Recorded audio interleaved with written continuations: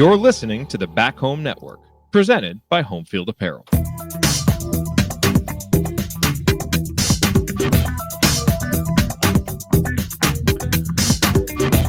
Welcome back to Crimson Cast. Galen Clavio joining you, along with Scott Caulfield. It is Saturday, the 25th of January. It's hard to believe that we find ourselves almost at the end of the month, but here we are, and we are ready to talk some IU football.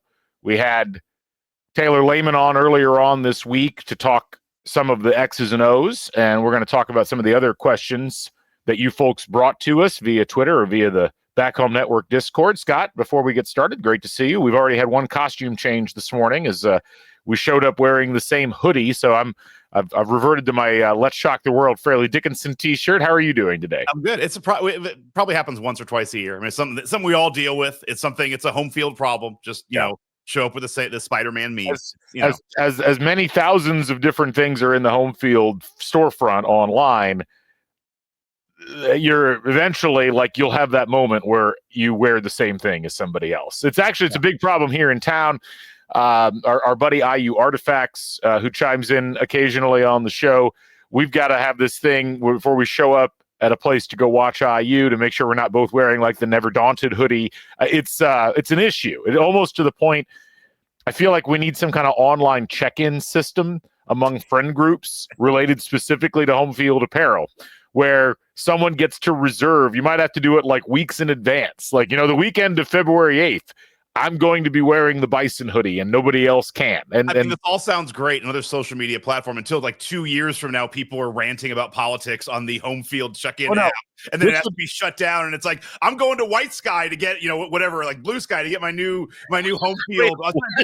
White Sky? Well, I was thinking at that point, Blue Sky's done. So you have a new color, Red Sky or Green Sky. It's I'm going to the new app. That's where you can go to just check in your home field without any political discourse. And then it just keeps propagating over and over again. It's the nature of human beings to make all of their discourse completely intolerable after a certain period of time. Anyway, speaking of home field, they are a presenting sponsor, not just for us, but the entire Back Home Network. And we think you should go visit them. Use the code HOME23, get 15% off your first order. And I got the last, I got another, I don't need another hoodie. I need a hole, I need a hole in the head, but the college football playoff stuff is leaving their site, I think Monday. Yeah. And so I'm like, okay, I'll look at it again. It's that was fun. And I always believe if your team wins a title or you get there, buy as much stuff as you can. And so I did, and I bought 2 more hoodies. There you go. It's we talked about that on the last show. Do that, folks. If you're an IU fan, or if you're an SMU fan, or if you're a fan of any of the teams that made the college football playoff, go get that stuff before it's gone. Because you'll want to have had it at some point, even if the loss still stings. And of course, there's thousands of other options on the Home Field Apparel website, so go check them out. Again, homefieldapparel.com, your place to go for the finest in college fashions. Also, folks, just a reminder, Back Home Network is going to be back home again in Indiana. I'm already here, but the rest of the Back Home Network is coming back to Indiana, or at least the vast majority of it. On the 8th of February, we'll be at the Upstairs Pub starting at about noon. IU plays Michigan that day. If you were at the event last year, we had a lot of fun. Scott and I did a live show at Upstairs during that Penn State game. That went great, let me tell you. But we had a great time seeing everybody. So hopefully you folks are going to be back in town, and we'll get to hang out with you at the Upstairs Pub. We'll have more information coming up here soon, still a couple of weeks away. But looking forward to it here on Crimson Cast and Assembly Call and doing the Work Pod and all the rest of the shows in the constellation of the Back Home Network. So absolutely looking forward to that coming up. Also, just one last reminder, we are on Substack. Be sure to check us out at crimsoncast.substack.com. It's free, and we will send you podcasts via email. It's what all the cool kids are doing. And you could join the over 1,100 people that have subscribed on Substack. It's free. There is a paid option if you want to help support the podcast, $5 a month, $50 a year. We'd love to have you in the stable. We occasionally have some VIP videos. We'll have one today as we talk a little bit about IU men's basketball, big game, and a potentially interesting home environment coming up tomorrow as they host the Maryland Terrapins. So we'll check all that out coming up here in our VIP video, that's a good reason to subscribe. So anyway, Scott, we put out a call to the peoples and asked them if they would send us questions about IU football, because we get so many people in our comments now. They're like, I wish this was a football podcast again. It's like, we are planning on continuing to cover football, I promise you folks, throughout the course of the spring as we get updates. A little bit of a quiet period right now as the season's over. Things have settled down quite a bit in terms of transfer portal movement. Still some stuff floating around there. We've got, there may be a lineman or two that Indiana might be able to pull in. I don't want to get ahead of myself, but that's where we're at with everything. And we will be continuing to talk about football. We've got questions that we wanted to dive into, and so we'll go ahead and get to that right now. Scott, I guess maybe before we get started, as we go in and talk about football and talk about some of the changes, let's start with the big one, which is the season ticket alterations. We got emails that came out. I've gotten a lot of messages about this.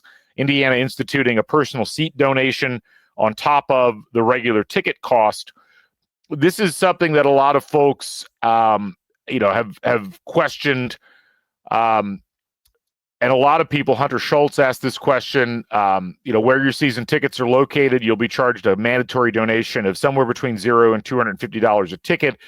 The question that I've heard from a lot of people, why not just include this in the season ticket fee up front?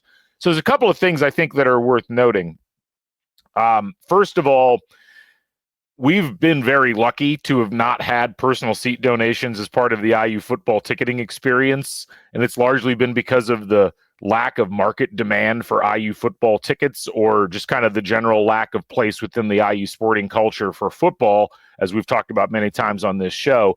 This is the norm in most places. I think IU is like the 14th school in the Big Ten to adopt this particular pricing model. It's very similar to personal seat licenses, as you see in the pro game. And it's one of those things where it looks like, wow, why am I being charged this extra money? And a lot of people are like, why isn't it just wrapped up in the ticket price? A lot of that's accounting. A lot of that is, when it's a donation, even though it's not tax deductible, it does count in a different way in terms of how you can apply it. If you look at the fine print of the personal seat donation, it's the varsity club payment that we're all very used to, which has been largely voluntary. It's been largely point accrual based. IU going to a system that basically all the schools that are taking football seriously from a financial perspective are using. It is a bit jarring, but it's also, Scott, just kind of one of those things that happens in the industry, and there are accounting reasons why they set it up this way. And I'm not here to defend it per se, but I will say that even with the highest ticket price and the highest personal seat donation price, I think the most expensive ticket in the house is like $720, which is remarkably cheap compared to the total cost you would be paying at most other schools that have good football programs. Yeah, I mean, you hit on a lot of those pieces that, there's a reason why they didn't just increase ticket prices. And also, I mean, that would be jarring too. Like if your ticket price just went, from whatever it is, and you just add $250 to your ticket price, like, wow, that's very jarring. That's a big move up. But it's internal accountings and ways they can use that money. And like, having been a donor to the varsity club for years, I know that, the varsity club always prefers money that's donated without attachments to it. You can donate money and say, I want this to go to baseball, or I want this to go to student athletes. Or, the minute you say, I want this money to do this, it hampers what the varsity club is able to do with it. They want money that they can do whatever they want with it, and it just becomes money. And that's what they want. And so that is, it's not ticket sales. This is just, slush fund money isn't the right way. But the other thing to look at is you look at, and I'm just doing some very basic math here, fun times. If you figure there's 30,000 seats in the stadium that are going to get a personal seat donation, and the average donation's $150, just kind of round numbers, that's $4.5 million. Like, that's why you do this, because it's real quick. Some people are going to be annoyed. I assume less than 1% of people are like, well, that's too much. After last season, I'm not doing it. If you figure there's, what is it, like 4,000 tickets in the $250 range, that's $1 million. Like, this is why you do that. It's money that's thrown in there. What I thought was interesting is, as you say, in the professional sports, a lot of times you get a personal seat license. And that word is different than a personal seat donation, because personal seat license normally means that you're licensing that seat and that becomes your seat. a personal seat donation is something that means you're doing this every single year. So this is going to happen every year. And I think that's important because the thing that they're also doing this year, which is different. It's not wrapped up in this, but it kind of is they're reseating the entire stadium for the first time in probably 5 or 6 years, which again, I'm for, because for all the people who are complaining about, well, I've had these seats for years, this is where my family goes. It's like, this is not the Indy 500. Like, look at Assembly Hall. They reseat that every single year because it's the number one, event ticket they're selling as a brand. And they weren't able to do it with football, and now they are. So I think you're going to see these two things happening every year. You're not only going to reseat every year, but you're getting a personal seat donation every year. If they would have called it like a 5-year license, then maybe they're not reseating for 5 years. But I mean, both of those things are not like awesome, but it is the next step of an evolution of a program that, as you and I keep saying, like, it's taking football seriously. Yeah, and look, I get people being like, why am I being asked to pay all this extra money? And I guess the question is, like, where do you think the money comes from in college athletics? And who are you competing with now? So let me use Tennessee as an example. Tennessee actually had, I think, what most people would say was a relatively inexpensive season ticket compared to some of their competitors in the SEC. If you look at their price breakdown, I think it was for this past year. If we take away like the club seating, the premium stuff, let's just go to like the bleacher seats in the west sideline of Neyland Stadium.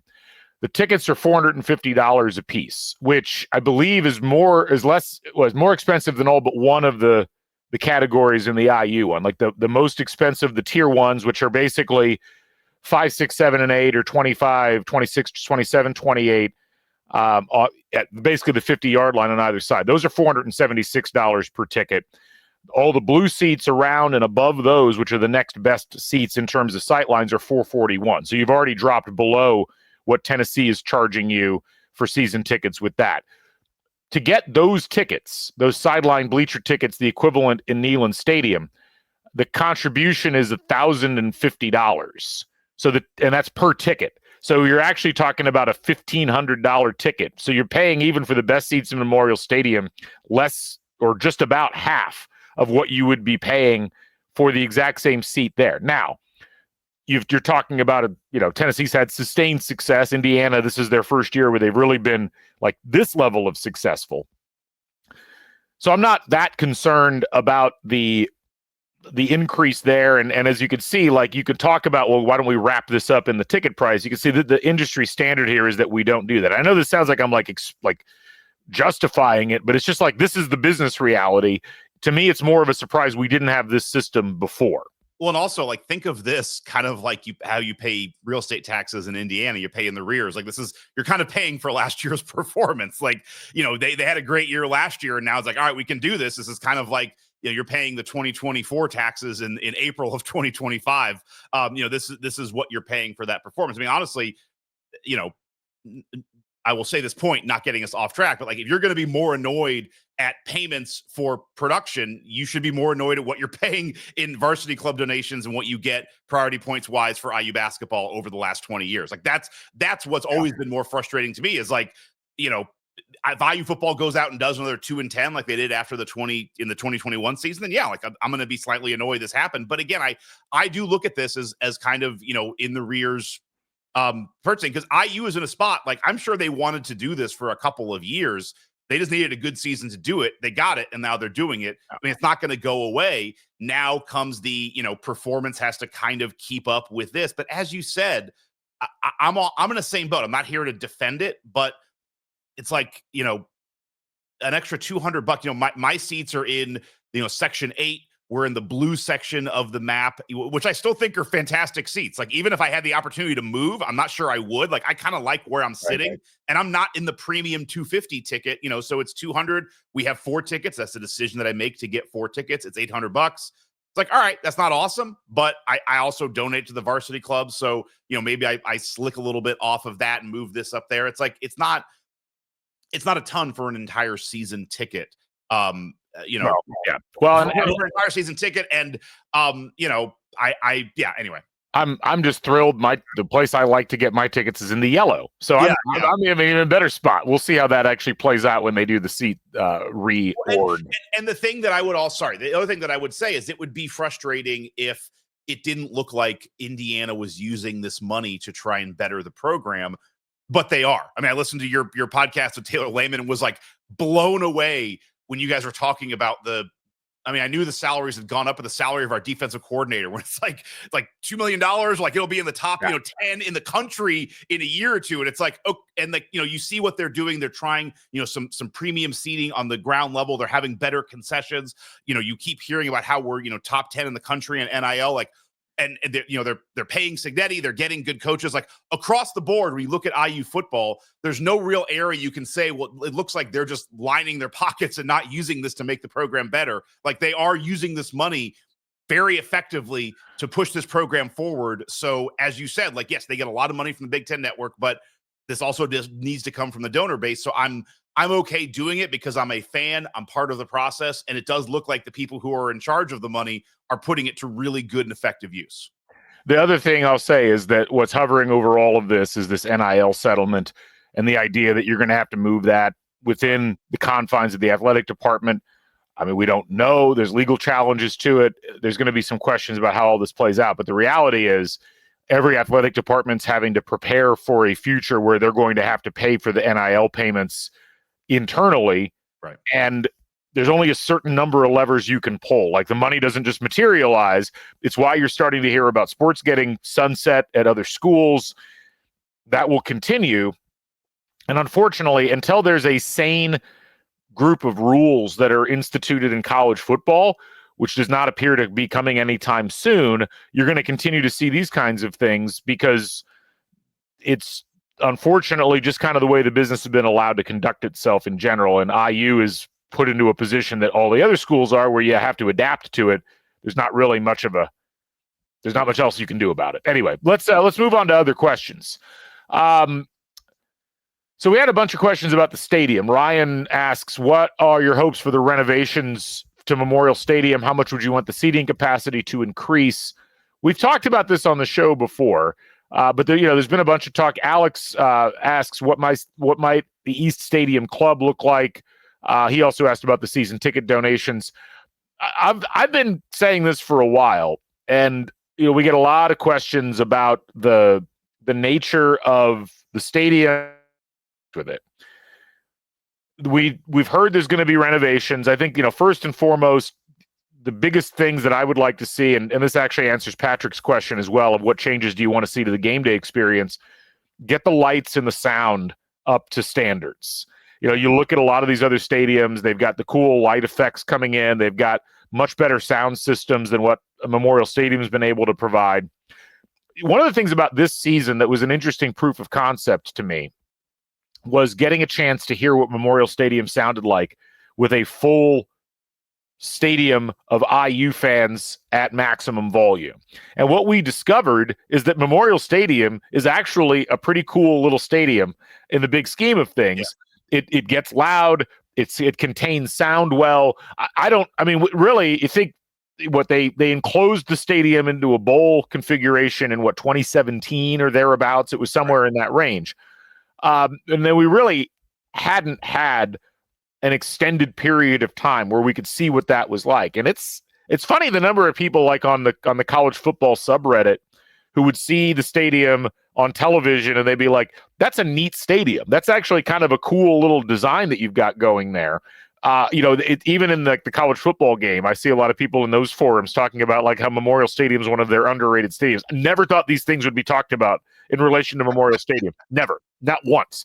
But the question about capacity, so Memorial Stadium, if you round up, seats about 53,000.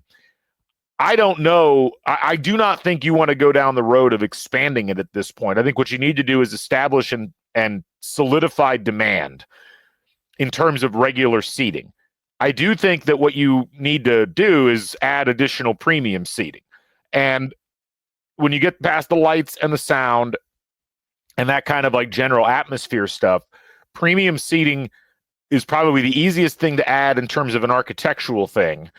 And I would love to see them setting something up on the east side, as was mentioned.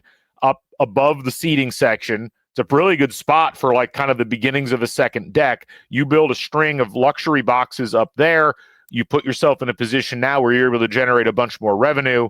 You make the stadium look a little bit cooler, especially if you do it right in terms of how you like the color that you set those things at, and if it's some kind of a glass and limestone combo that fits in with the motif of the rest of the stadium.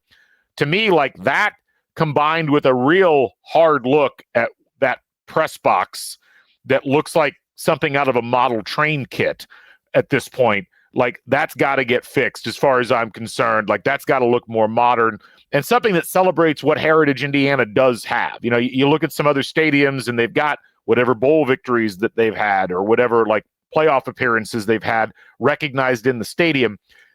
People should walk into Memorial Stadium and not just be excited by the atmosphere and the crowd, but they should also be able to get some kind of sense of the heritage of the football team. And I know Indiana doesn't have a lot, but there is some. They've had draft picks. They've had NFL players that have done well. They have won some bowl games. They've been to some big bowl games. Like all of those things combined, I think you're not going to get all of that within this upcoming year. But as we look at the next couple of years, that's what I would like to see, not a stadium seating expansion. I don't think they need that yet. Yeah, you took a lot of the good stuff, man. Man, I'm going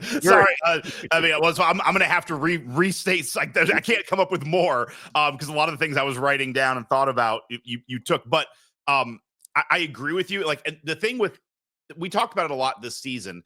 I agree. Like an expansion would be fun, and like going to 70, 80,000 would be cool. I'm not sure we can meet that demand yet. But also, as we talked about, what makes the stadium cool and fun, I think, is that it's a little bit smaller, it's a little bit more intimate, but we're never going to scare other teams in the Big Ten. Like Michigan's never going to be intimidated by coming into Memorial Stadium, even if we expand to 80,000, because it's like, okay, you're still not Penn State, you're never going to catch up to those guys. That's a fool's errand. We buoy our team up, and we can do that with the size of our stadium now. So I agree with you, like not expanding would be there. I was thinking, when I saw this too, premium seating, because I was lucky enough to have a game, the Maryland game, where I was down on the south end zone on the field, and they have like I think 12 little field suites down there.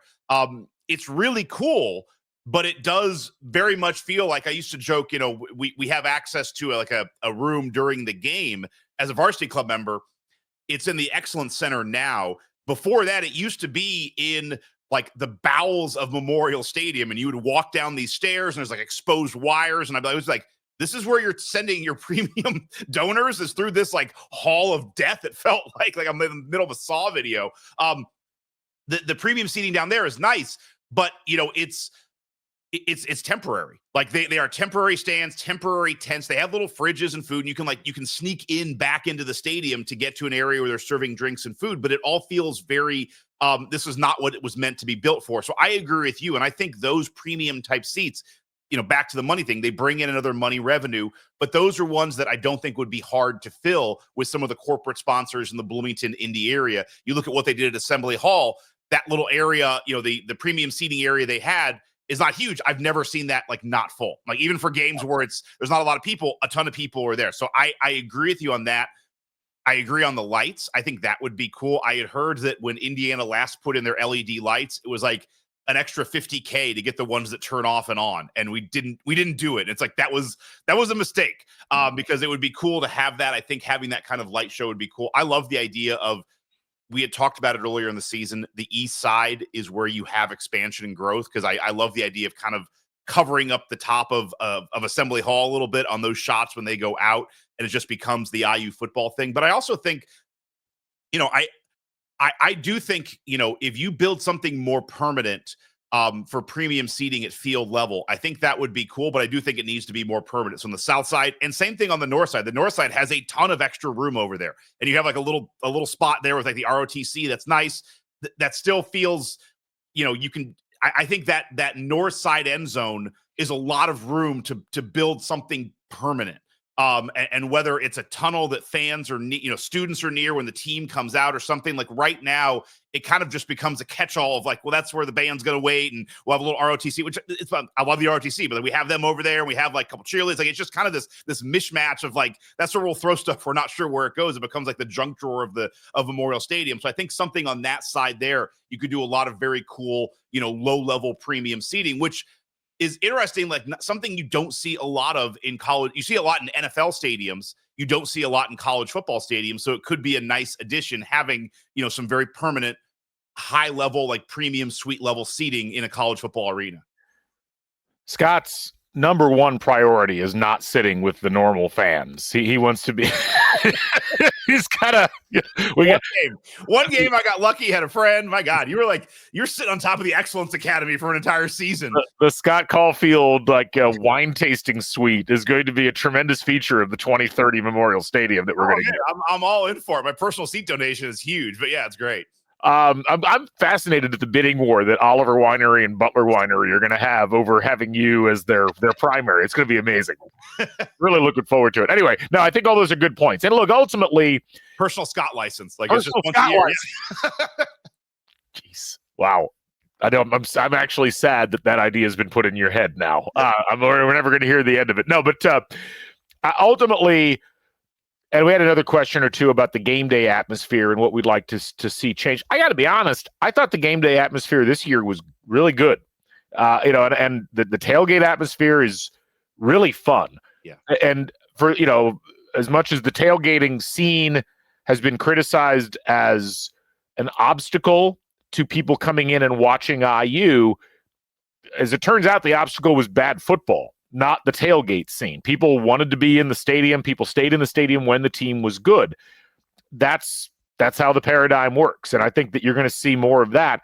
The in-stadium stuff, again, I think some cooler presentational items would be good. I think the stuff they're doing with the field mic is good. I'd like to see the on-field promotions get better because it just feels, and it's a problem with all on-field promotions everywhere. Like there's just only so many of them. And after a while, once you've seen them, they get really dull. So I think doing some more things there to try to fix it up would be a good idea. But, the video board presentation, I think is really nicely done. There was so much great work done in terms of concession lines this last year. There's so many better options in terms of food now than there were before. I mean, so many strides were made this year. And for those of you who get off the concession stuff, yeah. I didn't mention it because I agree with you. It's gotten so much better. There's so many more options. They've added a couple of the quick checkout stands, which are fantastic. Just the grab and goes, which really helps out. And having been to a game at, Notre Dame Stadium, which was awesome. We said it afterwards, like there was just lines everywhere. Like the line to the bathroom was 25 minutes. The line to get food was like 30 minutes. Everything was a line, at least in the upper level. I used to joke that was always a problem. Like Memorial Stadium couldn't handle a full capacity. That wasn't the case last year. And I think we talked about it multiple times. Like you'd walk around in a full game. It's like, this is actually running pretty smoothly. And yes, there's going to be some lines when it's a full stadium, but it really isn't that bad. So I agree with that. And on the on-field promotion, I agree with that. The thing that I talked to Jeremy Gray about it earlier in the year. My only big thing that their game day experience is you have a moment there between the third and the fourth quarter now. Like do something. Like let's come up with something cool. Like at UCLA, they played California. They had a light show. That was cool. And, jump around in Wisconsin. Like these things take time. They tried kind of the under 8 timeout from basketball to port that over. That didn't work, although I'm still not sure why. Like they didn't give that enough time in my mind. But like right now they're playing like We Will Rock You. And it's like, I'm just like, that's also not like, we just need I think something and make it stick. But I would just say being at the game for that, it's not like that's sticking. You have a moment there to do something cool. I'm generally with you, but I think these things will happen organically over time. I don't think you try to pick something and stick with it. I think you try a few different things and see what ends up being fun. I mean, the reason the William Tell Overture didn't work between the third and fourth quarters is it doesn't scale to a football environment.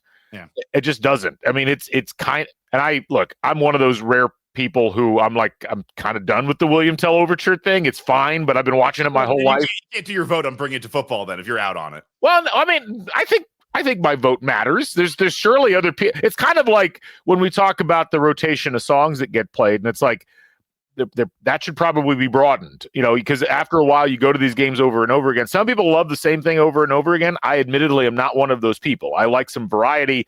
I like to spice it up a little bit, and so that's where I'm coming from with that. Maybe that's a hot take. I don't know, but I think for football, not only does the William Tell thing not scale, but I also think that's a basketball thing. That'll always be a basketball thing. There's other things that can be done with football. Let's see what they can come up with. But I would say let's use this year to trial some stuff and figure out like what's going to get the best reaction, what feels the most organic to the emerging, burgeoning culture of IU football internally.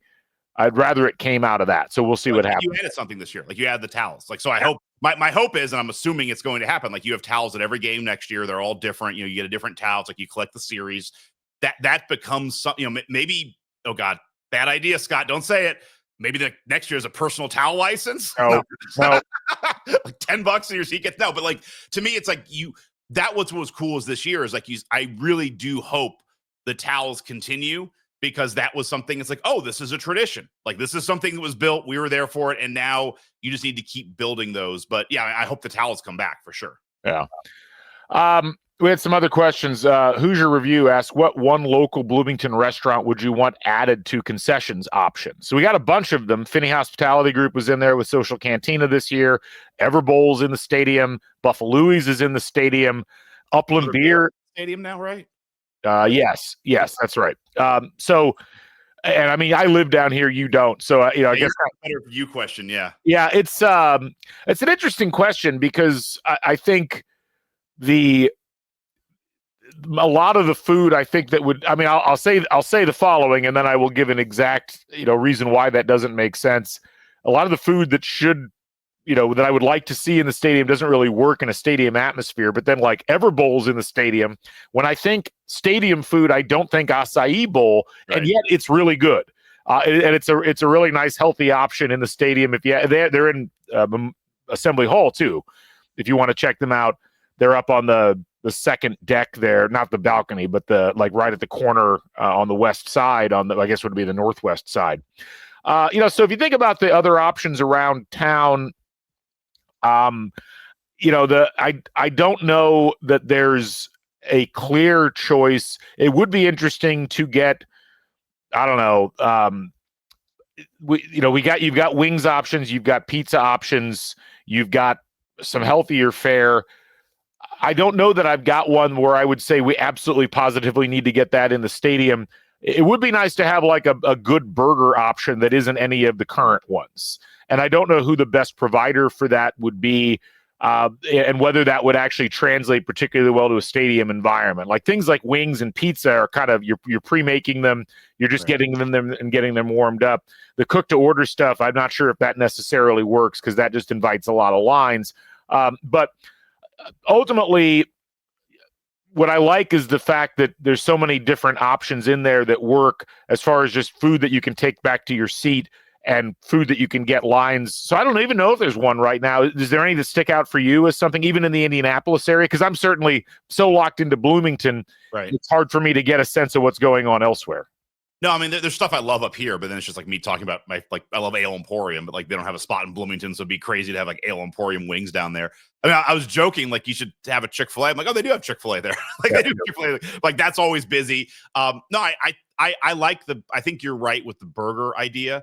And that's right. It's, I don't think Hinkle's Hamburgers is still rocking in Bloomington. Oh, they're still rocking in Bloomington. They are the last business that's likely to go into Memorial Stadium in terms of like their setup. But I was thinking when we were in college, there was the guy who sold hot dogs outside of Kilroy's when you left at like 2 a.m. Like maybe you get a hot dog cart, like a la that. But no, I think it's a testament to how much they've grown the food fare at Memorial Stadium and the different local options that, it's tough for us to come up with an answer because there's not one out there. It's like, oh, this is a great restaurant in the area that should be in there. And I mean, they have all the liquor you want too. So, I mean, it's there too.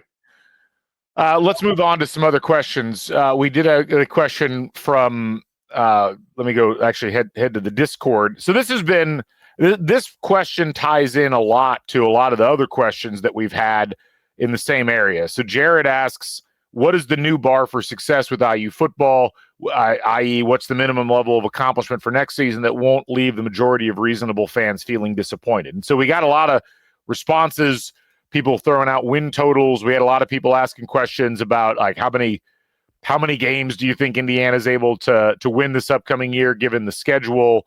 There was Brendan Bolander asked, what are fair, realistic expectations for the 2025 season? What's the floor and the ceiling from a record perspective?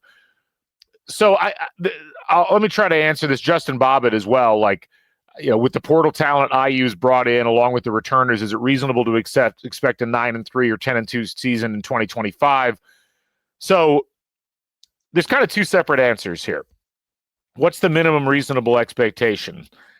I'll remind everybody that this is a football program that just does not have a lot of historical success. If you go down the entire history of IU football, I think they have 11 seasons where they've won 7 or more games. Right.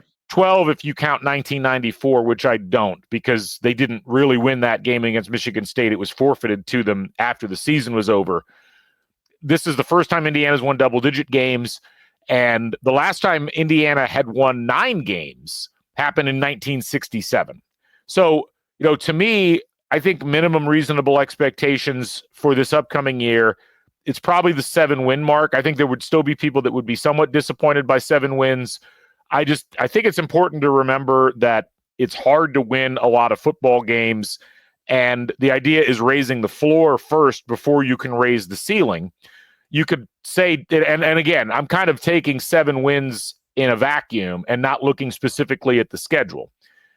But you think about, taking last year momentarily out of the picture, an IU football team winning 7 games in any season up until the beginning of the 2024 year would have been a cause for celebration. Last year's team winning 7 games would have been a cause for celebration. The fact that Indiana overachieved to the degree that they did, I don't think should be necessarily what changes that. And I expect Indiana to win more games than 7 next year, given who they've got coming back and who they've brought in and what their schedule looks like. But I also think if they win 7 games next year in the regular season, going into a bowl with a chance to win an 8th, that would feel like a pretty good year, regardless of whatever is going on, because it means, well, hey, unlike, say, 2020, when they won 75% of their games and then went out and went 2-10 the following year, there wasn't the huge regression that you've gotten historically when Indiana has had these seasons where they've won a bunch of games. So that's my answer on the first part of the question. Scott, what would you say? I mean, they got to make the college football playoff, or you got to fire Signetti. No, I'm in exactly the same boat. And I've been telling a lot of people the same thing, that, it's about raising the floor and it's about, building consistency. And so to me, IU football, up through Tom Allen, Kevin, the whole time has been like, can we get to 6 wins in a bowl? And let's do that 2 or 3 years in a row. And I still think that stays the same. I agree with you that last year was, I have so much optimism about what happened last year and the fact that I feel like the entire staff knows what they're doing, that I like you, am able to raise the optimism a little bit. But I'm with you. And like 7 wins seems a very fair ask of this team. And if they fall a little bit short and get to 5 or 6 wins, okay. I mean, I would color a couple things in there that, to me, it's like, I wouldn't go so much for records, but little things like, can you hold serve at home? Again, we got to look at the schedule. Like, I'm sure there'll be some years like, oh, we're playing Oregon, Michigan, Ohio State at home. It's like, all right, maybe not the case. I know it's not happening next year, but like, can you hold serve at home, or at least go 5-1 at home? And have a very much over 500 winning record at home. I think that's key. I would also say that, it's been 34 years since we've won a bowl game. Last year was really different. That was a bowl game. Asking us to win a road game at Notre Dame is different than, winning, whatever, an Insight Bowl game. But it's like, can you win a bowl game coming up this year? Like, can we get that monkey off our back? Can we just start kind of knocking these things off? But I've been everyone I've talked to have been like, look, this year was awesome. This year was outside the bounds of what I expected. And we can't just go nuts on our expectations. And yeah, the schedule looks interesting next year. It's like we have 3 tough road games, Oregon, Penn State, and Iowa. any other year, we did this 12 months ago. I'm never be like, wow, can you go 2-1 of those games? Like, no, you'd be like, all right, well, there's 3 losses. And then, oh my God, can we at least beat Indiana State? Like, you're just, you have to, you didn't move the bar that much. Like, college football playoff is not something we need to be talking about in the preseason this coming year. We need to talk about can you go 6 or 7 wins? Can you make a bowl? Can you do that 2 or 3 years in a row? And then you've shown, all right, now we can move up. And these things are not always linear. Like you look at Northwestern's kind of when they had their growth curve, it's like they won a bowl, missed one, and then went to a better bowl and then like missed one, like moving up. So you're going to have ups and downs, but I echo almost everything you're saying.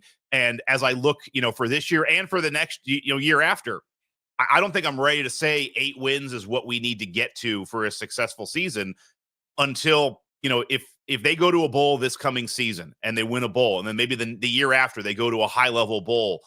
At that point, it's like, okay, you've gone 3 years in a row. You've had 1 CFP make. Maybe you're close to another one. At that point, after 3 seasons like that, then it's like, okay, now I believe enough to say now 8 and 9 wins is what should be the ceiling. But honestly, that's probably the top of the ceiling I'm ever going to get. I mean, in Indiana, like you're still in the Big Ten, like Oregon, Michigan, Ohio State, Penn State, like they're all still there. So if you're, there's only one team that really gets to say we're going to win everything and the national championship is here or bust. It's like, that's Ohio State. And if you're talking about 9 or 10 wins as your ceiling, that's really damn close to that. So anyway, I think thinking seven wins is not that far off from like what kind of top level expectations for an Indiana program could be, unless we get 10 or 20 years of excellence, which sign me up. Like, right. I'm in for it. But no, I think that's my biggest concern this year is people just having unrealistic expectations. And it's like you get to that first game against Illinois, who should also be ranked in that game. If they lose it and something like, oh my God, like we're bad. It's like it's one game. Like we can still get to 6 wins. We can still get to 7 wins. We're still building something here, and it's not always going to be pretty. Yeah, I mean, ultimately, I look at it. Ultimately, so much of last year, and we talked about this a lot on the X's and O's pod with Taylor. There's systems in place. There's things that you're doing. Last year was about building culture, and Indiana took advantage of a favorable schedule as well as an influx of culture, and it all worked. Will it work again the same way this year? I think so, because I think this coaching staff, they've stayed together. They know what they're doing. They've done a really good job in the portal. There's still some pieces that they're missing, like an edge rusher, as Taylor mentioned, and reinforcements on the offensive line. They could still get those. But right now, like, I think given where Indiana has to play and the way the schedule lays out, with a lot of tough games clustered relatively early in the season, unlike last year, it's probably going to be a little bit difficult for Indiana to reach the same heights they did last year. Now, a lot of offseason to happen between now and then, so we'll have to see how things play out. But as you mentioned, like from the minimum expectation perspective, I feel like we're well in the range at 7 to 8 wins where you should feel good about that season. What I look at for this upcoming year, I don't think like 9 and 3 is an unreasonable ask. Yeah.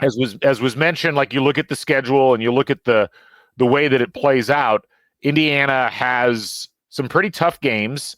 They got Illinois at home. Illinois is ranked, I think, 13th in a couple of different polls. They're going to be very good. They got to go to Iowa. IU does not play well at Iowa historically. Iowa's a really tough team to play on the road against. So that's a winnable game. Both of those are winnable games. You got to go to Oregon. Oregon's going to be a top 10 team again. And then later on in the season, you got to go to Penn State. Penn State is a top 5 team. I mean, they may be the favorite to win the Big Ten next year. You've got a lot of winnable games. You've got the 3 non-conference games are very soft, and that's probably good going into this year because you're going to have a lot of new pieces you got to get acclimated. You got Michigan State at home. You got UCLA at home. Those are both talented teams that underperformed. At Maryland, Wisconsin at home, at Purdue. I mean, look, ultimately, Indiana has to play at a high level consistently, and it's hard for us to really say, yes, they're automatically going to do that until we see them do it again. But I do think 9 wins is doable. I think even 10 is doable. A lot of it is going to hinge on what happens in those back-to-back weeks where they play Illinois and Iowa. Right. And if they get through those 2 games and get to the bye and they're 5-0, then I think you should reevaluate your expectations. And if they don't, I'm not freaking out about it. Those are both very tough games, and those are games that Indiana didn't necessarily have on their schedule last year in terms of overall caliber of opponent. So I am really fascinated to see how this plays out. I think the schedule still sets up really well for IU, and it's certainly a joy seeing neither Michigan or Ohio State on the schedule. That's a nice change of pace. But they do have two of the top 3 or 4 teams in the conference in terms of total talent on their schedule, and they got to go to both of those. That's going to be a tough sled in terms of getting back up into CFP conversation. And again, I just think, I know what you're saying there. I think, it was awesome this year. We can't be talking about CFP conversation, with this team with any point going into the year. Like, I think that's going to set people up for a rough year. And I think it's not where you should be. I mean, I look at it this way. Like, again, you have the 3 soft non-conference, Illinois at home, at Iowa, at Oregon. That's a really tough stretch. Those are all teams that are probably going to be ranked, or if not totally ranked. Iowa is a tough place to play and it'll be up there. I'm assuming that, you could lose all 3 of those. But the thing is, you come home, you play Michigan State, UCLA. Again, both teams that I would say, I agree with you, underperformed, and we're probably an echelon above.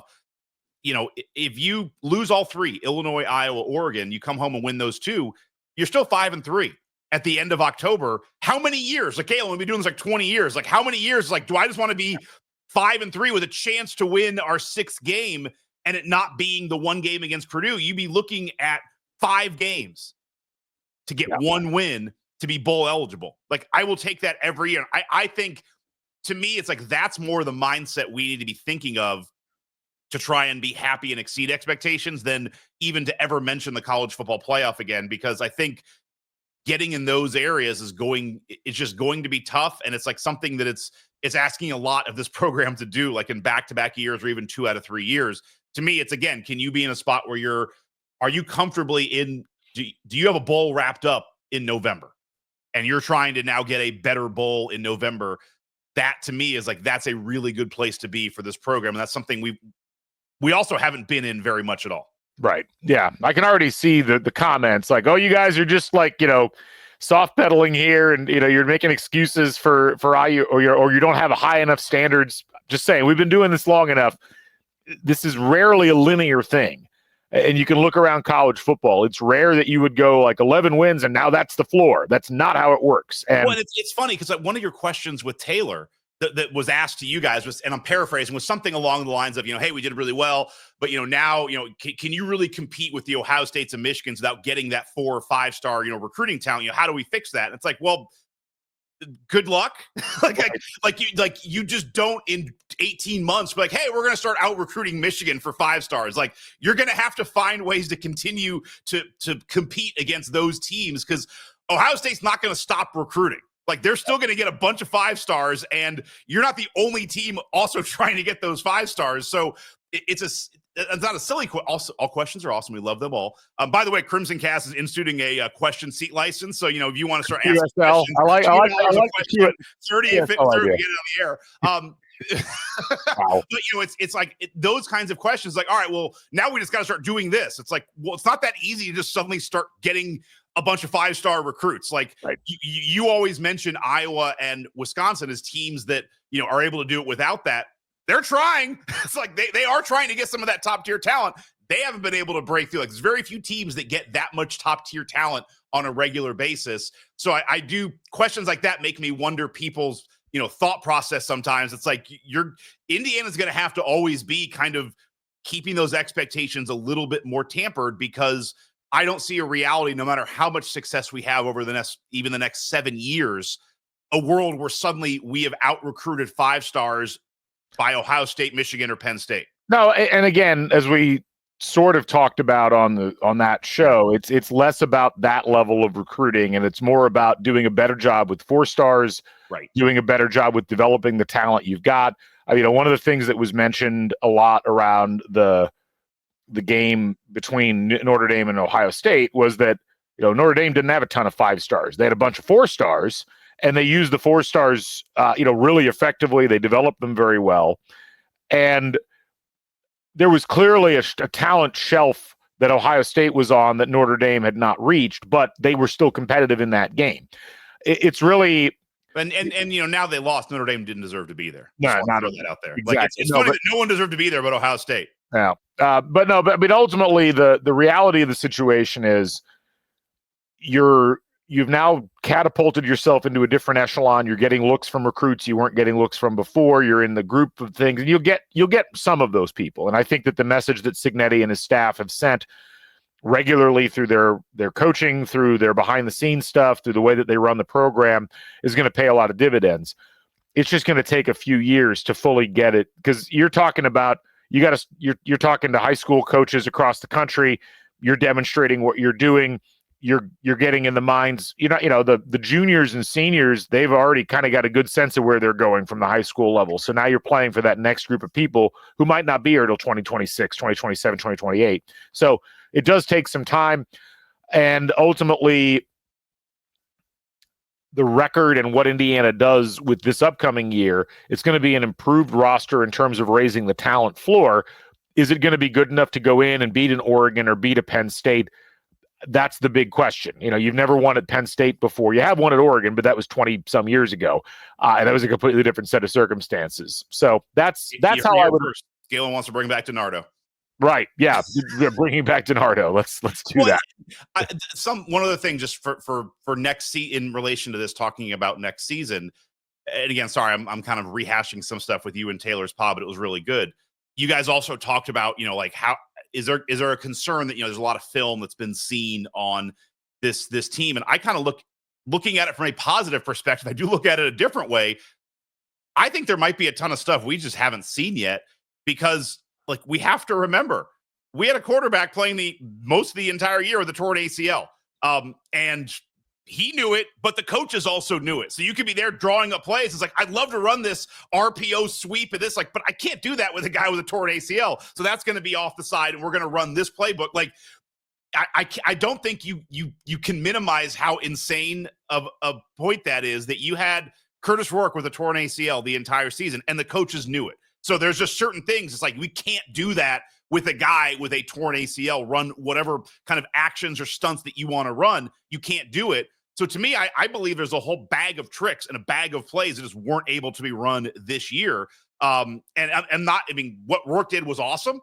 And it's amazing that he was able to do what he did. But I'm sure there were plays, rollouts, or things they wanted to do with the quarterback position they just couldn't do, because we can't put him in that position with knowing that limitation. So the fact that it's not that he just had it, but that everybody knew it and they were game planning around it and still had an unbelievably dynamic and fun-looking offense. To me, that's a real positive going into next year, and I do think that's something that you can be really optimistic about. And I'm not as concerned about we have tape on this. Yeah, I know. I think that's all very valid.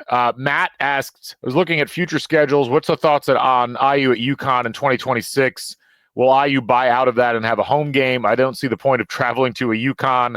Also, I wonder why IU scheduled the Virginia series the way they did. They're home in 2027 when they have 5 home Big Ten games, and then 2028 they go to Virginia and are on the road.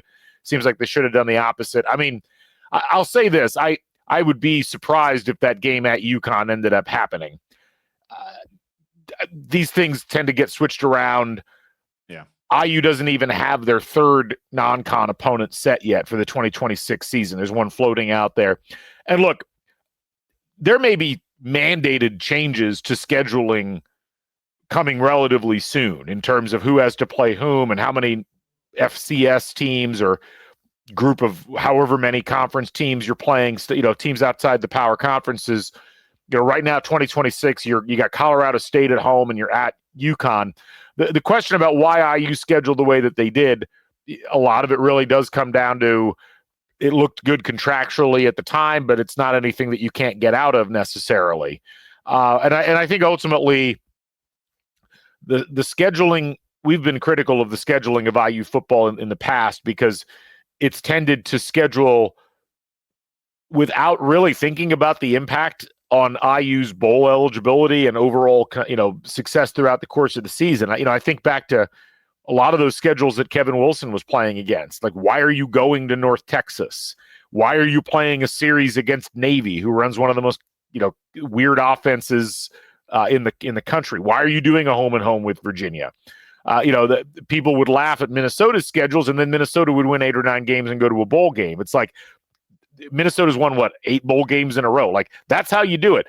You get literally nothing out of scheduling these games the way that IU has historically scheduled them.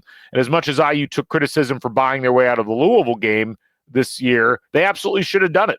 Yeah. That was the right move. So much of the way that IU fans, and to some degree the IU athletic department historically looked at football was so backwards. It was like, let's be successful. How do we make everything set up in a way for us to be at the end of the season successful? And that the whole history of IU football scheduling, we've talked about this, like go back to the 70s and 80s. Look at those non-conference schedules that Lee Corso was playing. Look at the ones that Bill Mallory's teams were playing.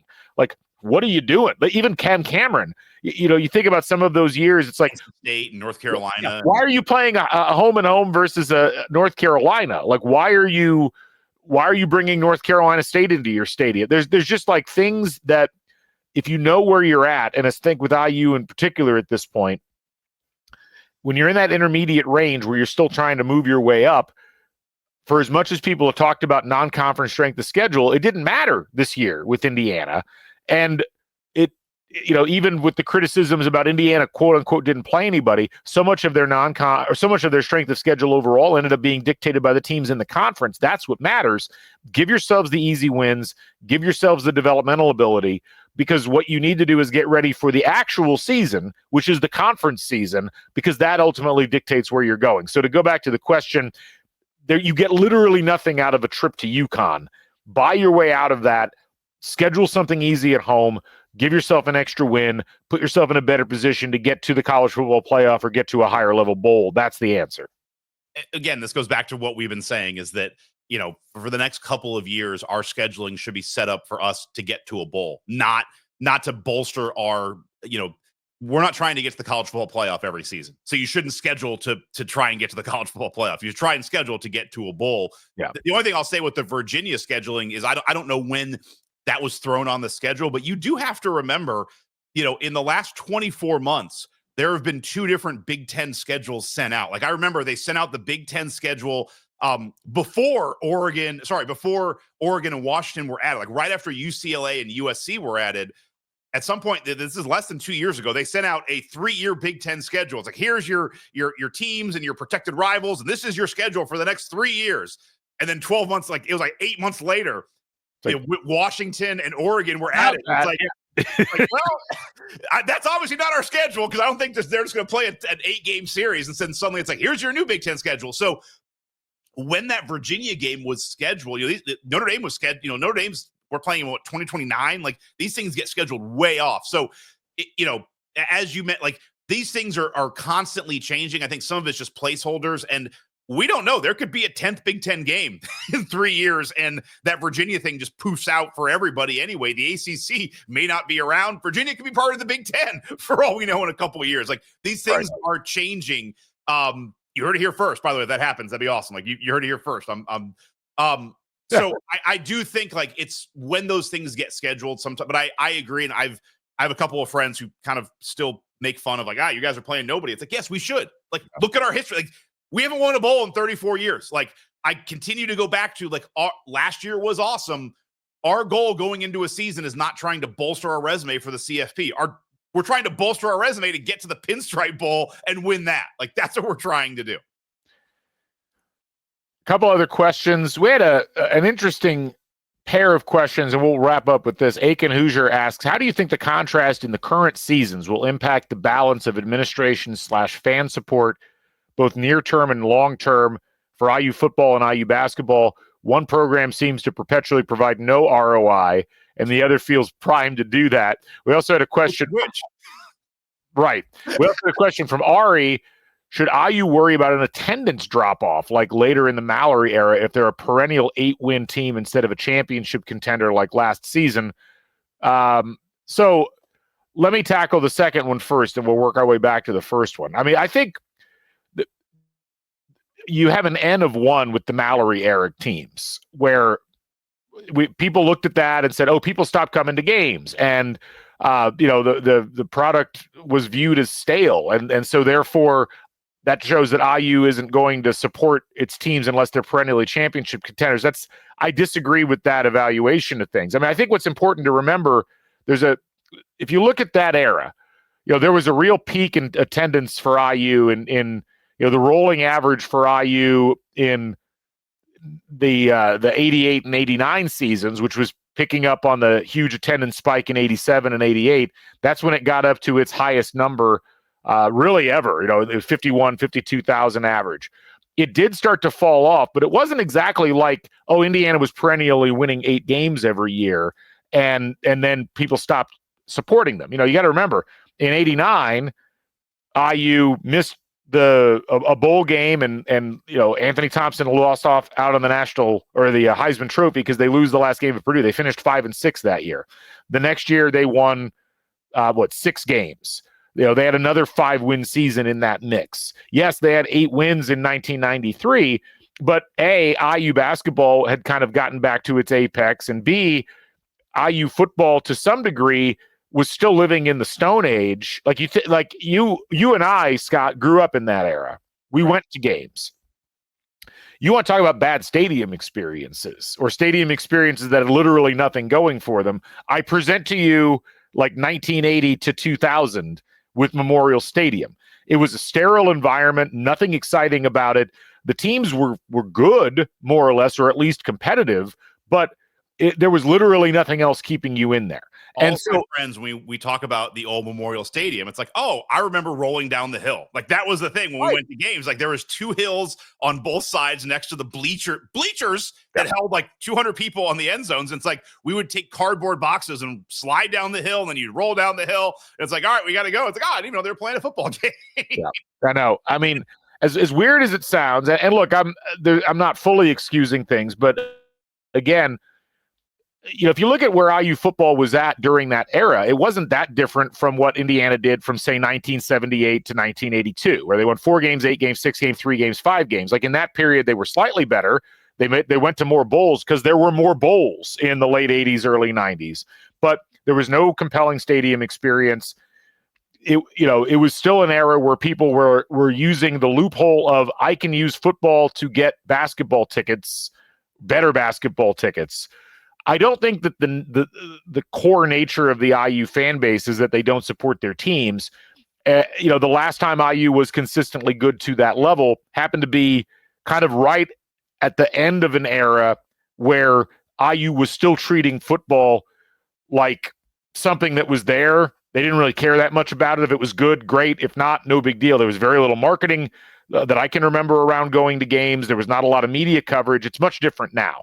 And I think there's a whole group of younger fans in particular and middle-aged fans who have been wanting football to be good, and there's been just enough seeding the field, so to speak, over the course of the last decade.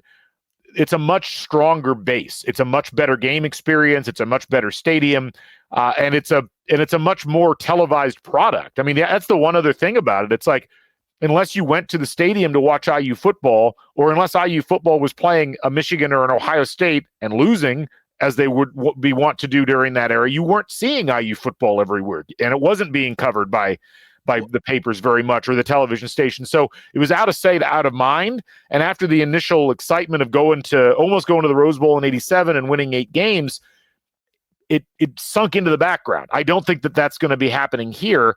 And I think if Indiana's winning 7, 8, 9 games, maybe occasionally getting to 10 or 11 in this era, I think that the crowds are going to be there. I think it's going to still be a really fun environment.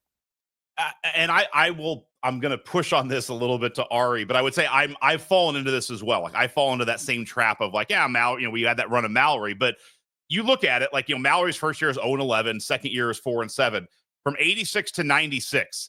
And I mean, Ari's question is, is a bunch of 8-win seasons, is that fans going to tail off? That's 10 years. How many 8-win seasons were there under Mallory? There were 3. Like you had 10 years, there was only 3 8-win seasons. And again, I've been guilty of this as well, but you look at it, it's like there were only 2. There weren't 3. There were 2. There was 88. Or sorry, you're right. I'm sorry. I was wrong. I hit the wrong button there. There were 3. You're right. 87, 88, and 93. Yeah. Yeah. So you had 3. out of 10 years. Yeah. And you only had 2 bowl wins. So this idea of like, oh, it's just 8, they're going 8-4 every year, going to a bowl, winning a bowl. It's like, that didn't happen. Like you had 8-4 in 87, 8-3 and 1 in 88.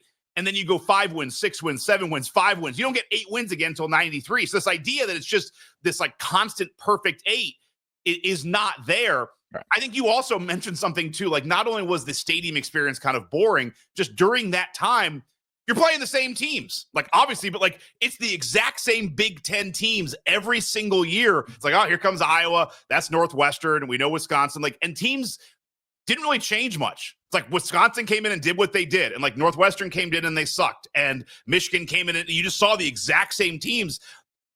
To being a new era, it's like we're going to see UCLA this year. Like that's really cool. Like at some point, USC is going to come into our stadium. Oregon's going to come in. And then you have these rotating. It's like, oh, we probably won't see Iowa for like 6 years. Like, oh, I haven't seen Iowa play at Memorial Stadium for 7-8 years. Like there is a newness to college football now with these mega conferences where you get to see different teams playing different styles. So I think that's something to it as well. But yeah, I mean, let's sign up for 5 straight years of 8 wins. And let's see how the fan bases do. And I also do think this is also a funny, like, these are great problems to have. Like, let's do it first. Like, let's just have 5 years of 8 wins, and then we'll deal with slight fan 8-win apathy at the end there when we get to it. But, I do think sometimes that idea of like Mallory was just banging out 8-win seasons is not totally really reality. Yeah, I agree with you there. To go back to the initial question for Mason, part of it, yeah, the basketball part of it. So look, all you have to do right now is go to a home game in Assembly Hall to see the effects of what's gone on the last couple of decades. I mean, that Illinois game, the balconies were about half full. The student section was not entirely full. From the fan perspective, I think the fans are voting on their perceptions of IU basketball right now by not really showing up. And look, people will come back to that because it's like Alabama. Alabama was not a good football program for a while there, and then they got good again, and the enthusiasm was the highest it ever had been. It doesn't take a lot to galvanize IU basketball fans back. One good season, bring an Oladipo type back, and it'll come back quickly. It'll snap back. It's like a rubber band, but it's definitely down now. It is, and so I look at it from the perspective of the fan investment from an intellectual perspective, that'll ebb and flow. I think the big question that I have is who else hops on the football bandwagon? Who among the fans is like, I really want to support this football team. I want to make this part of the culture. I'll say, like, just from our perspective, Scott, we look at the numbers on the podcast all the time. This was the first year that football was in the same arena as basketball in terms of the number of people that were watching or listening. And even with that, the basketball podcasts are still beating the football podcast by about 1,000 people in terms of who's tuning in. Now, sustained success will help with that. And I do think that it's going to take a couple of years for that to build. You just don't have an intrinsic football culture within the IU fan base yet. It doesn't mean that there's going to be one. And I think that it's going to be on its way. And I think you can build that around Curt Cignetti and his staff and the success that this program is having. The basketball culture, as mistreated and as neglected as it has been in terms of the last 15 years or so, 20 years or so, it's still there. It's still intrinsic within the state. It's still intrinsic within the way that the folks that graduated 5 years ago, 10 years ago, they're still heavily into it. I'd worry a little bit about students right now, but students want to go and have good basketball. They want to go watch it. It wouldn't take a lot for Indiana to be back in the mix. I think you just have to make some changes, obviously, and we've talked about those changes on some other podcasts. But that's how I view it. I think investment-wise, the athletic department, they had to make an investment in football, and they did. And that's going to be where a lot of the money comes from that pays for whatever IU athletics looks like as we move forward.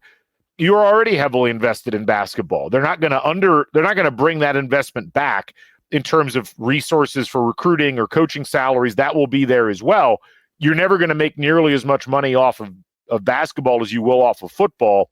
So that's where I look at it and I say to myself, I'm I'm less worried about basketball investment hurting football investment. The question's always been, what will it take for IU to invest in football? What will make them think this is worth it? I think this last year, when you put it on top of the success they had in 2019, 2020, that has pushed them over the edge. I look at Indiana, I don't see a program that's going to under-resource their football program. I see an athletic department that's going to be like, we have to continually invest in this, and there will be rewards as a result of it. I have a question for you on this point. To me, the open question is, as football continues to scale, going back to our discussion on the personal seat donations, you bring up a point that is true. It used to kind of be, I'm just going to get football tickets for the points for basketball. As you start to scale the cost of both programs, that would be the open question to me, is if football continues to succeed and continues to increase becomes a cost similar to like Ohio State or Michigan in how you're charging your fans. Can you do that and also charge the basketball fans the same amount? Like, is there enough interest in both programs at a top tier charging level? That would be my real question, because football is still a real deal, cost wise for what you're getting. Basketball is not. Basketball, you are paying top tier pricing. Are there enough people who are willing to donate, thousands of dollars for both sports to get the points needed to get both tickets? That's an open question. And it does.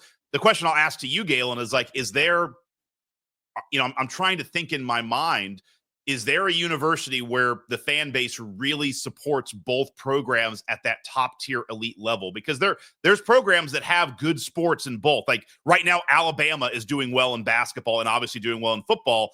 But I think, let's see if Nate Oates leaves, if that doesn't kind of peters out, are they going to continue to support at that level? Like Michigan's an example. It's had success at both levels, but you look at them, it's like, if they're not making the Final Four, that place, Chrysler Arena, is not full. They are they are a football school. Same thing with Ohio State. Like, they were into it when Greg Oden was there. They probably come the closest in my mind, but it's very unusual for a program to support both at both levels. Like, normally when you bring it down to its core, every school is one or the other. Or in some cases, they're neither. Some cases they're neither. But I got to be honest, I resist that argument in as much as I don't know that Alabama is through a huge amount of financial investment into their basketball program. I think they just hired a really good coach by accident. I mean, you look at the history of Alabama basketball, and they've had moments where they've been okay, but prior to Nate Oates being hired, their prior three coaches were Mark Gottfried, Anthony Grant, who made one tournament. That's what I was saying. But my point is, and then Avery Johnson, it's not like they went in and like threw a bunch of money, I don't think, at Nate Oates and was. I'm more talking about fan support, like the fan support of the. Yeah, but even that, I think fan support is more. I don't know what the fan support actually is for Alabama. I don't know if it's that much. I don't know if it's really that much at Auburn. I don't know that it's that much at Tennessee. When you hire really good coaches who know what they're doing, you tend to look like you're throwing a bunch of resources at something. Yeah. I mean, IU didn't really throw a bunch of resources at IU football until after Kurt Cignetti had already won, 7 or 8 games this year. You could look at that and say, why IU threw a bunch of money at football last year? They didn't. I mean, they hired Kurt Cignetti for less money than they were paying Tom Allen. So that's the kind of thing I think where it's a little bit tricky. To go back to your question, like, there aren't a ton of programs that are having high-level success in both. I do think, though, that like Kansas is a great example, and Kansas kind of had the football season from hell this year. Yeah. But they made a bunch of investments because they wanted to keep their good coach in Lance Leopold, and he stuck around. And they ended up playing like spoiler this year, but they're investing in the stadium. They're doing all these things because they had to. And I kind of look at IU as being in the same boat. They already have the basketball investment. I don't know what it looks like when you try to compare those two things. I think ultimately you are going to need to be good in both, because I think there's going to be more money and more opportunities to make money in men's basketball once the inevitable happens and the power conferences start creating their own tournament that breaks away from the NCAA tournament. People are complaining about it now. Certainly, it'll be a very different type of tournament. But at the end of the day, there'll be more money kept by the schools with the power conferences running that than there is right now, where it's distributed throughout the entirety of the NCAA, not just Division I, but everything. So I think the ROI is likely to be greater if you have a good men's basketball program. I don't think that's why these SEC teams have got good programs right now. I just think they all hired really good coaches. Yeah. It's a really interesting thing, though, and I think it's something worth watching as we move forward. Anyway, we're over time. We need to stop. So we'll go ahead and wrap up here. Scott, as always, a pleasure. Good talking football with you. Looking forward to doing more of these throughout the course of the offseason. As spring ball will be here relatively soon, and we'll see what roster Indiana goes into spring ball with. My thanks to our title sponsor, Home Field Apparel. My thanks to all you folks who are part of the Crimson Cast family. We'll be back with more podcasting coming up soon, and see what happens with IU basketball coming up tomorrow. For Scott, I'm Galen. This is Crimson Cast. We'll catch you folks on the flip side. Bring back the Bison. Stay never daunted. So long, everybody.